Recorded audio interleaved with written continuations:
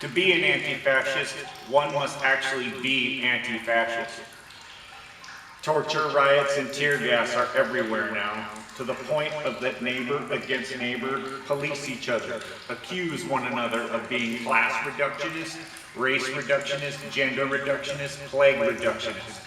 At first, small groups form to spread misinformation about their friends and neighbors online. The group then grows into a citizens' grand jury.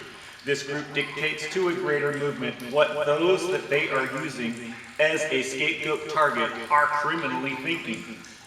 Anyone that is outside of the secretive inner core of the citizens' grand jury can be targeted as an imminent external threat.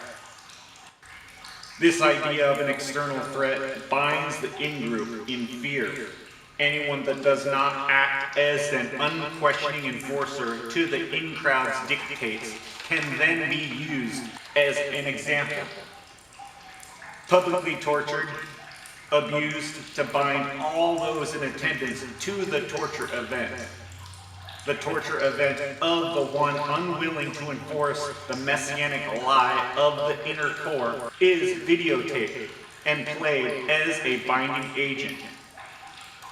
This reward for violence and humiliation is a reminder for those unwilling to join and pull the party line. The torture event will always be viewed by the inner movement as humorous. The leaders hide behind an iron front of subtle lies, nothing that can be easily disproven. These messiahs become what they vowed they were always against.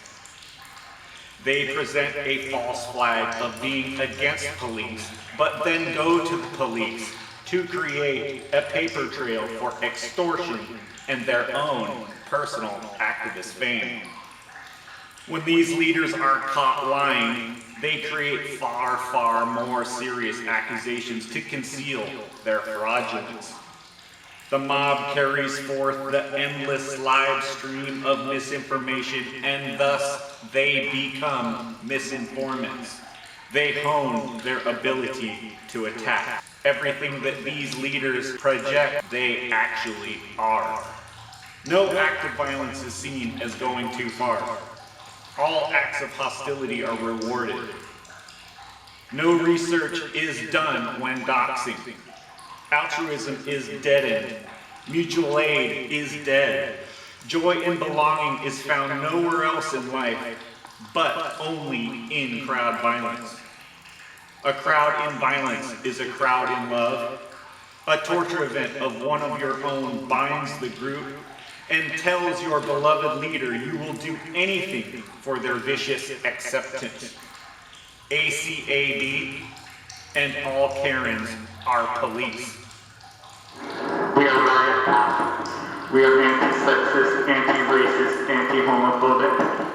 We are anti-transphobic, and we don't need anyone's approval. We are artists. We will never stop.